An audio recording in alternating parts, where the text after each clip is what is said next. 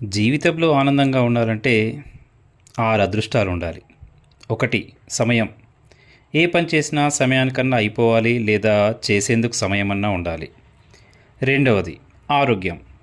ఆరోగ్యం బాగుంటేనే కదా మనిషి బాగుండేది, మనసు బాగుండేది. మూడవది ప్రశాంతమైనటువంటి మనస్సు. ఏ పనైనా మనం చూసే విధానంలోనే ఉంటుంది. చేయగలము అనుకుంటే అన్ని పనులు చాలా సులువే కదా.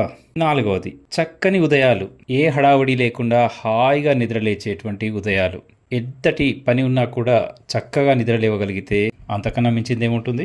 ఐదవది ఎంతటి ప్రయాణమైనా చేయగలగడం. నిలబడైనా కూర్చొనైనా పరిగెత్తుతూ అయినా ఎక్కడికైనా వెళ్ళగలిగితే అంతకు మించింది ఇంకేముంటుంది.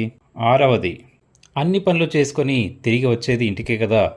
రాగానే చిరునవ్వుతో మాట్లాడించే పిల్లలైనా, అమ్మా నాన్నైనా, భార్య అయినా, తమ్ముడైనా ఉంటే అంతకు మించింది ఇంకేముంటుంది. ఇంకోటి ఉందో ఏడవది, అదే నిద్ర. ఎన్ని పరేషాన్లున్నా, ఎన్ని ఆనందాలున్నా చక్కగా సమయానికి నిద్ర పట్టిందంటే వాణ్ణి మించిన అదృష్టవంతుడు ఎవడు లేడు. కాస్త ట్రై చేద్దాం, మనము అదృష్టవంతులం అయిపోదాం.